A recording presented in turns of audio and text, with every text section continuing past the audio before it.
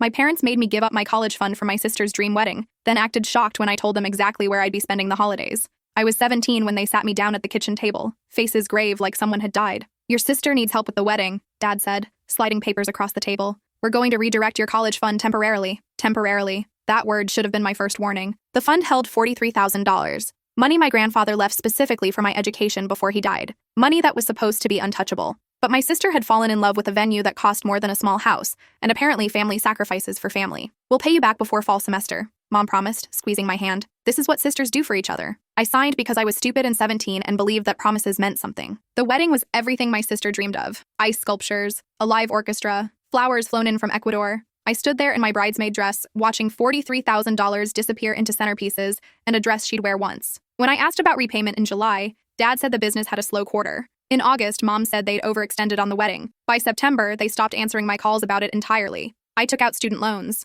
worked 3 jobs while taking a full course load, lived on ramen and stress while my sister posted vacation photos from her Maldives honeymoon. That was 4 years ago. Last month, I graduated with my nursing degree. $89,000 in debt, but I did it. No help from them. When I mentioned the loans at family dinner, Dad actually laughed. Everyone has student loans, he said. You'll pay them off eventually. With the money you stole from me? I asked. Mom's face went cold. We didn't steal anything. We borrowed it for family. You're being dramatic. My sister just scrolled through her phone, bored by the conversation about consequences she'd never face. Yesterday, Mom called about Thanksgiving plans. She wanted to know what I was bringing and what time I'd arrive. Like nothing had happened. Like I'd just show up and smile and pretend. I'm spending Thanksgiving at the hospital, I said, volunteering for the holiday shift. But it's Thanksgiving, she said, voice rising. Family comes first. The irony was physically painful. You're right, I said. Family should come first. That's why I'm spending Christmas volunteering too. And New Year's. And every holiday until my loans are paid off with the money that should have been mine. You're being selfish, Dad interjected on speakerphone, punishing us because you're bitter. I'm working, I corrected. The extra holiday pay means an extra $4,000 toward my debt this year.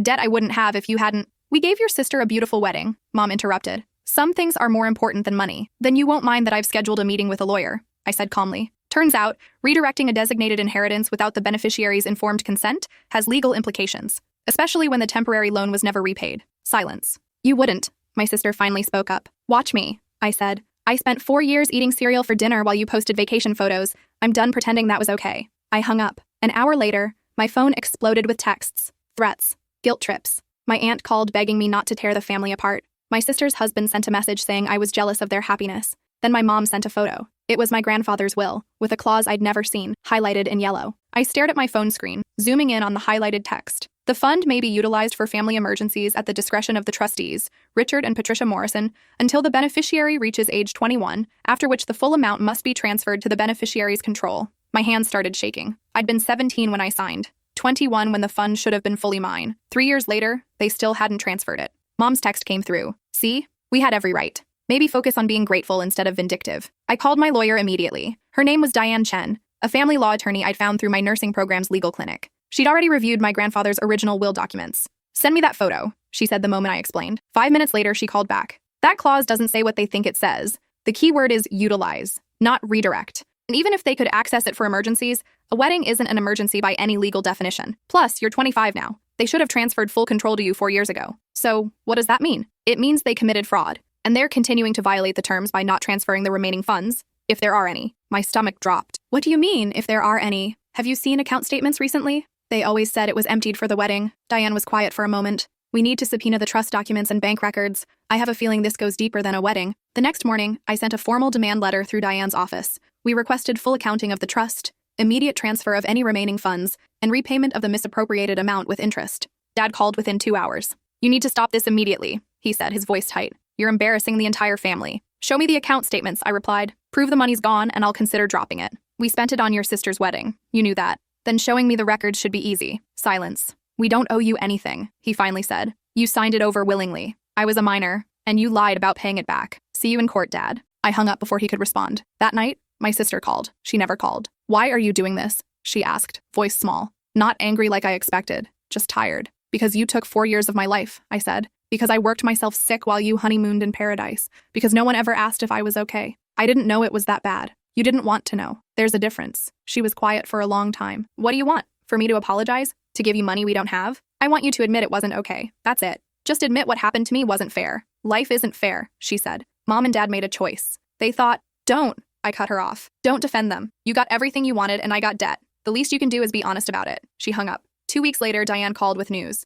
We got the records, she said. You need to sit down for this. I was already sitting, but my legs went numb anyway. The trust was worth $43,000 when you were 17. According to the bank statements, they withdrew $38,000 for the wedding. But here's where it gets interesting. The trust had continued to accrue interest and dividends. By the time you turned 21, it had rebuilt to almost $19,000. My breath caught. They told me it was empty. They lied. And here's the part that's going to make you very angry. They've been systematically withdrawing from it. Monthly transfers, the current balance is $3,700. What did they use it for? Based on the withdrawal patterns and dates, I cross-referenced with public records. New car lease for your father, kitchen renovation, timeshare in Colorado, your sister's student loan payments. The room spun. My sister doesn't have student loans. She went to community college for 2 years, then dropped out. She had $8,000 in loans. Your parents paid them off last year. From your money. I couldn't breathe. They'd paid off my sister's minimal debt while I drowned in $89,000 of loans that should never have existed. There's more, Diane continued. I pulled your sister's wedding vendor contracts. The venue, catering, flowers. The total came to $31,000,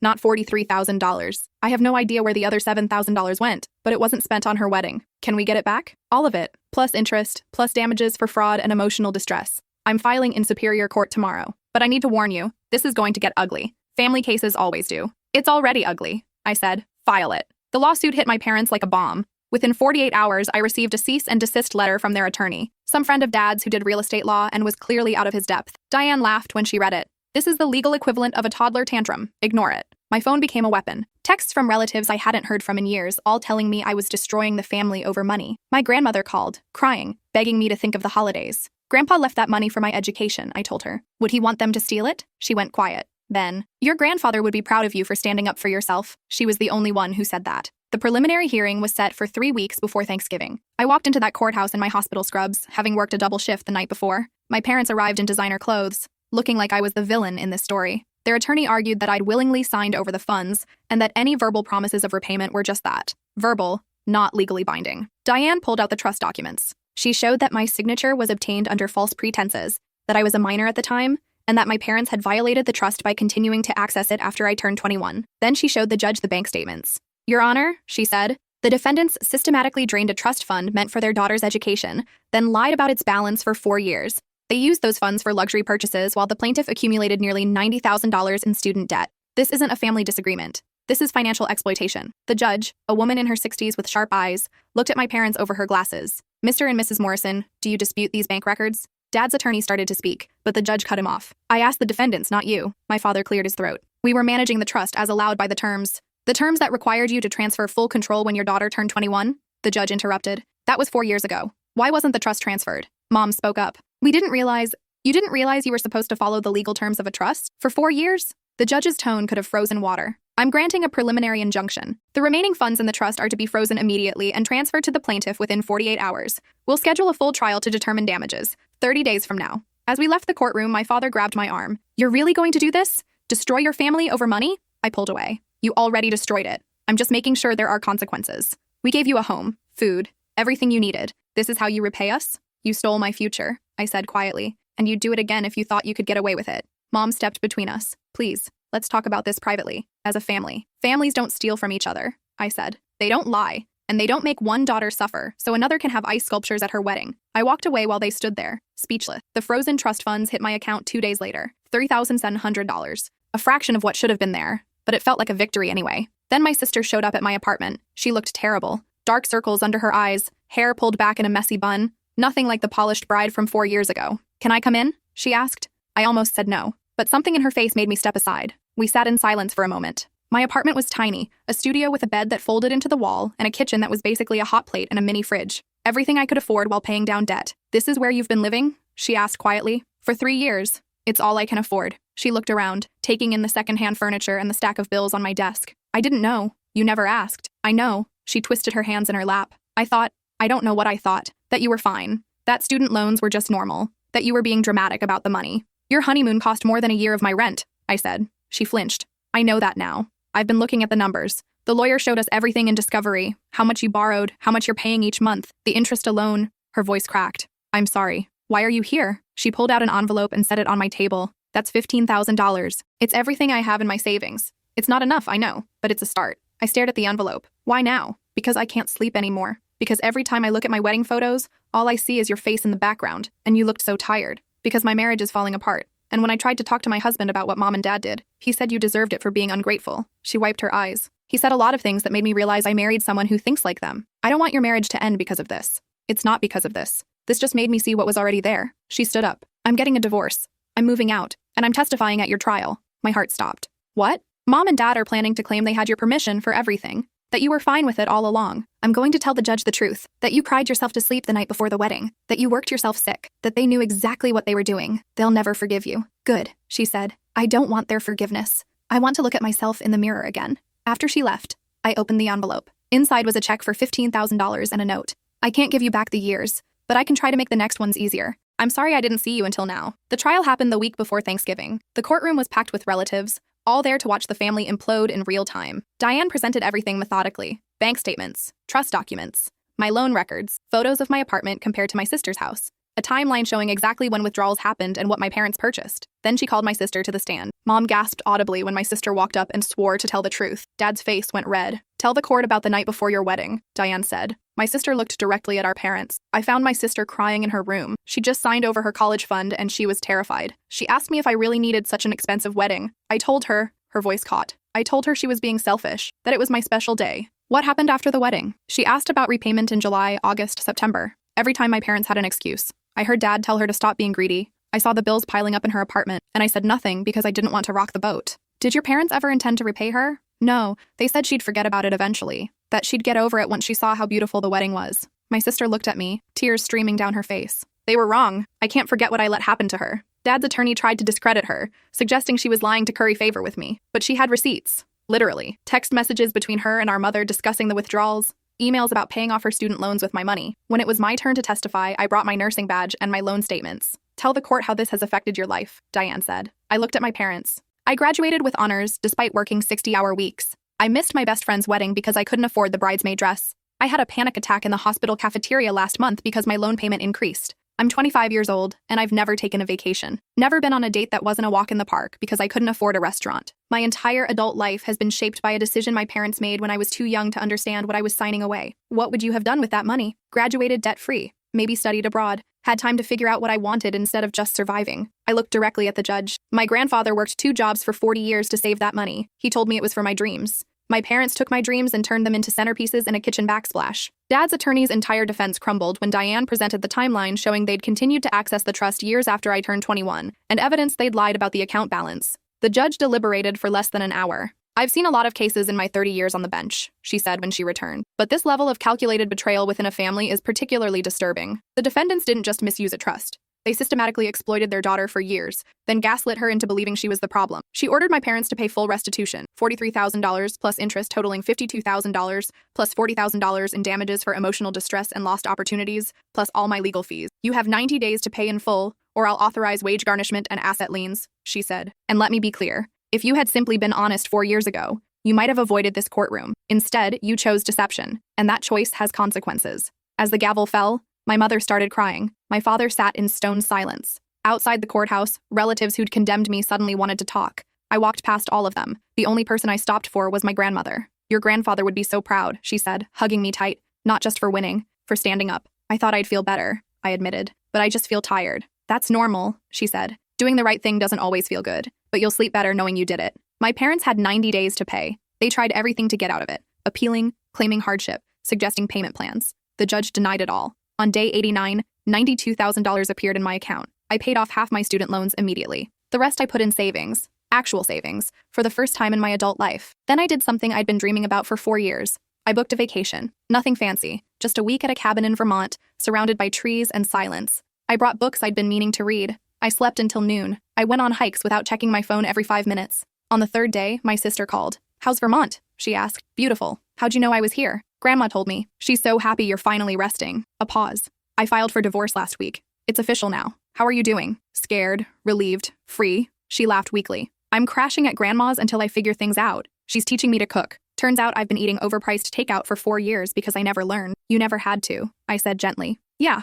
that's kind of the problem, isn't it? I never had to do anything hard, so I never learned how. She sighed. I'm starting community college in January, social work. I think I want to help people who are in situations like you were, stuck and invisible. That's good, I said. Really good. Mom and Dad aren't speaking to me. Yeah, They're not speaking to me either. We should start a club, she said. And for the first time in years, I heard her actually laugh. Thanksgiving arrived. I didn't volunteer at the hospital like I'd threatened. Instead, Grandma invited me and my sister to her house. Just the three of us. We cooked together, me teaching my sister how to make stuffing, Grandma directing traffic and telling stories about Grandpa. It wasn't the big family gathering with the fancy table settings. It was better. As we sat down to eat, Grandma raised her glass. To missing the people who should be here, she said, and to appreciating the ones who are. We clinked glasses. And for the first time in 4 years, I felt something like peace. My phone buzzed. A text from my mother. We need to talk. This can't continue forever. I showed it to my sister. She rolled her eyes. Are you going to respond? I thought about it. Then I turned my phone off and put it in my bag. Not today, I said. Today I'm just going to be grateful. And I was. Grateful for my sister's apology, even though it came too late to prevent the damage. Grateful for Grandma, who'd always believed me. Grateful for Diane, who'd fought for me when I was too tired to fight for myself. But mostly, I was grateful for one stubborn fact. I'd survived. They'd tried to take my future, and I'd built a new one anyway. 3 months later, I got a message from my aunt, the one who'd called during the lawsuit to beg me to drop it. It was long and rambling, full of justifications and explanations. The last line read, "Your parents are talking about selling the house. The legal fees and restitution have financially devastated them. I hope you're happy." I didn't respond, but I did think about it. Was I happy they were struggling? No, but I wasn't going to feel guilty either. They'd made their choices. They'd chosen centerpieces over my education, kitchen renovations over my well-being, appearances over honesty. I'd simply chosen to stop letting them get away with it. My sister graduated from community college with honors. She got accepted to a 4-year program for social work, full scholarship. When she called to tell me, she was crying. "I never thought I could do this," she said. "School was always so hard before." "That's because you were studying what they wanted," I said. "Now you're studying what you care about." "Thank you," she said, "for not giving up on me, even when I didn't deserve it." "You're my sister," I said. "I was always going to. I just needed you to see what they did was wrong." "I see it now," she said. "I see a lot of things now." We both moved forward. Her with her degree, me with my nursing career and dwindling debt. We had dinners together every few weeks, slowly rebuilding something that felt like family, but healthier this time, with boundaries and honesty. My parents eventually sold the house. They moved into a small condo and stopped attending family gatherings. They sent a few guilt trip emails that I deleted without reading. My sister blocked them entirely after they sent her a bill for raising her and demanded she repay them for her childhood expenses. "They've lost their minds," she said when she showed me the invoice. It included line items for groceries, school supplies, and emotional support. "Or they finally revealed who they always were," I suggested. 2 years after the trial, I paid off my final student loan. The day I made that last payment, I sat in my car in the bank parking lot and cried. Not sad tears. Relief. I'd done it. Despite everything, I'd done it. That night, my sister took me out to dinner, her treat, at a restaurant we never could have afforded before. She'd gotten a job at a nonprofit helping women escape financial abuse. "You inspired me," she said as we ate. "Watching you fight back, refuse to accept what they told you was normal. I realized how many people are in situations like that and don't even know they can get out. You're going to help so many people," I said. "I hope so." She paused. "Do you ever think about forgiving them?" I considered it. "I don't know. Forgiveness feels like it requires them to acknowledge what they did, and they never will. They still think they were justified." "Yeah," she said. "I keep waiting for an apology. Something. But I don't think it's coming." "Probably not," I agreed. "But you know what? I don't need it anymore. I spent years waiting for them to validate my feelings. I'm done waiting," she smiled. "Me too." We toasted to that, to moving forward without permission, to building lives that were ours, not reflections of someone else's expectations. 3 years post-trial, my sister got engaged to a man who worked at her nonprofit, who thought her history made her stronger, not damaged. He cried when she told him the whole story. "I'm not inviting them," she told me as we looked at wedding venues. "Mom and Dad, they don't get to be there." "I support whatever you decide," I said. "I'm deciding they lost the privilege of celebrating my happiness when they destroyed yours." She looked at me seriously. "Will you be my maid of honor?" "Of course," I said. "But please, let's skip the ice sculptures." She laughed. "I'm thinking backyard wedding, taco truck, string lights, total budget, $8,000. That sounds perfect." And it was. Intimate and joyful, filled with people who actually cared about her. Grandma cried through the whole ceremony. I stood beside my sister, watching her marry someone who deserved her, and felt genuinely happy for her. At the reception, my sister pulled me aside. "I need to tell you something," she said. "When I got engaged, Mom sent me a message. She said she'd pay for the whole wedding if I uninvited you." My stomach twisted. "What did you say?" "I blocked her number," my sister said simply. "Because you're the only one who actually showed up for me when my life fell apart. You could have walked away after what I did to you. Instead, you gave me space to become someone better. You did the work," I said. "I just stopped letting you pretend it was okay." "Still," she said, hugging me. "Thank you for not giving up on me." That night, as I drove home from the wedding, I thought about my parents. They'd missed their daughter's wedding because they couldn't admit they were wrong. They'd chosen pride over their children. I didn't feel triumphant about it. Just sad. Sad for what could have been if they'd just been honest 4 years ago. If they'd said, "We messed up and we're going to make it right." But they hadn't. And that was their choice to live with, not mine. 5 years after the trial, I got a call from a number I didn't recognize. Against my better judgment, I answered. "Hello? It's Dad." I almost hung up. "How did you get this number?" "Your aunt gave it to me. Please don't hang up. He paused, and I heard something in his voice I'd never heard before. Fear. I need help. With what? I'm sick. Cancer. Stage 4. The treatment is expensive, and we don't have... He stopped. I know I have no right to ask, but you're my daughter. The irony was so thick I could taste it. You need money. The insurance denied coverage. We're trying to appeal, but in the meantime... No, I said quietly. Please, I'm dying. I know what dying looks like, Dad. I'm a nurse. I've held hands with hundreds of dying patients. And you know what the difference is between them and you? They usually have family who showed up for them their whole lives. Not just when they needed something. I'm your father. You stopped being my father when you stole from me and then lied about it for 4 years, I said. When you chose your pride over my well-being. When you let me work myself sick while you renovated your kitchen. I'm sorry, he said, and his voice cracked. I'm sorry for all of it. I was wrong. I should have... You're not sorry, I interrupted. You're desperate. There's a difference. You've had 5 years to apologize. You only called because you need something. Please, he begged. I'm your father. You're a man who shares my DNA, I corrected. Being a father requires more than biology. It requires showing up, and you never did. Not when it counted. I hung up. My hands shook. Part of me felt guilty, but a larger part felt clear. Because he wasn't calling to make amends. He was calling because he finally needed me, and he thought biology obligated me to show up. It didn't. My sister called an hour later. He called you too? Yeah, I said. I said no. Good. Me too. She sighed. Mom called right after. Said we were condemning him to death. That we'd regret this forever. Will you? I asked. No, she said firmly. He had 5 years to be a father. He chose not to. I'm not going to fund his treatment when he wouldn't even acknowledge what he did to us. What did Mom say when you told her no? That we're heartless. That she hoped we'd have daughters who'd treat us the same way someday? My sister laughed bitterly. She still doesn't get it. She thinks this is about revenge. It's not. It's about boundaries. It's about not repeating the cycle, I added. Exactly. 6 months later, Dad died. Mom sent a mass email with funeral details and a pointed note at the bottom. For those who abandoned him in his final days, may you find peace with your choices. My sister and I didn't attend the funeral. We sent flowers. A small arrangement, nothing fancy. The card read, may you find in death the peace you denied us in life. Harsh? Maybe, but honest. Grandma went, mostly to support the relatives who weren't involved in the drama. She called me afterward. Your mother spent the whole service playing the victim, she said, talking about her ungrateful daughters who refused to help. Half the people there agreed with her. And the other half? Know the truth, Grandma said. Your aunt, the younger one, stood up during the eulogy and told everyone what really happened. What your parents did. Your mother tried to have her removed. Good for her, I said. She said something I think you should hear, Grandma continued. She said, my brother spent his life taking what wasn't his. He took money from his daughter. He took opportunities from her. He took years of peace from her. And when he finally needed something he couldn't take, he was surprised no one wanted to give it to him. That's not a tragedy. That's accountability. I smiled despite myself. Remind me to send her a thank you card. 7 years after the trial, I was promoted to charge nurse. I bought a house. Small, but mine. My sister finished her master's degree and started directing her nonprofit. We had Sunday dinners together, a tradition we'd built from scratch. One Sunday, as we cooked together in my kitchen, she said, do you ever wonder what would have happened if you hadn't fought back? All the time, I admitted. I think I'd still be drowning, still wondering why I wasn't worth protecting. I would have ended up like Mom,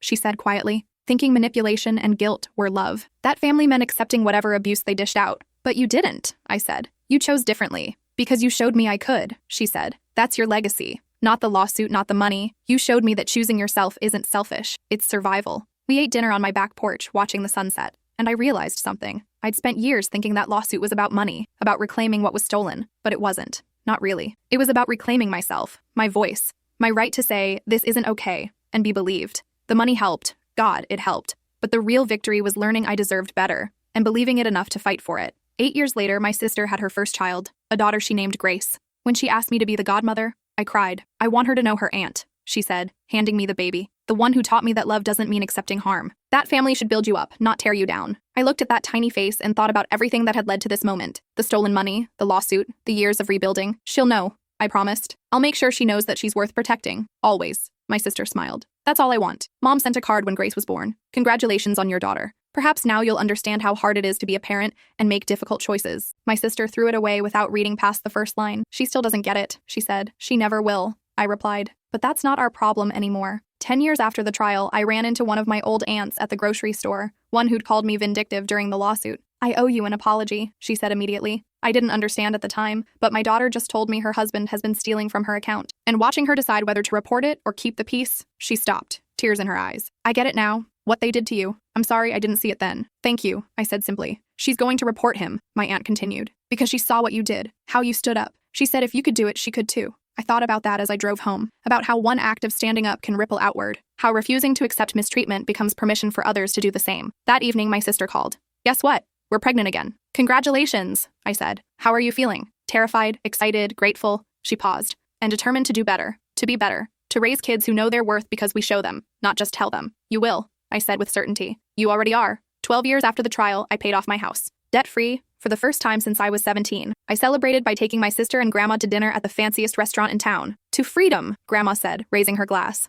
To choosing ourselves, my sister added. To futures that are ours to build, I finished. We clinked glasses, 3 generations of women who'd learned, in our own ways, in our own time, that loving yourself isn't selfish. It's necessary. Sometimes people ask if I regret it. The lawsuit, the burned bridges, the permanent estrangement from my parents. I don't, because I learned something crucial. You can't heal in the same environment that made you sick. You can't find peace with people who profit from your pain. I had to choose between keeping the peace and keeping myself. I chose myself. And that choice gave me everything the money never could: self-respect, boundaries, and a life that's genuinely mine. Was it worth it? Absolutely. Would I do it again? In a heartbeat. Because some things are more valuable than family harmony. Like the ability to look yourself in the mirror and respect who you see. Like building a life on honesty instead of guilt. Like teaching the next generation that they deserve better, and showing them what fighting for it looks like. The wedding fund is long gone, but what I got in return, my integrity, my peace, my future, that's priceless, and no one can ever take that away.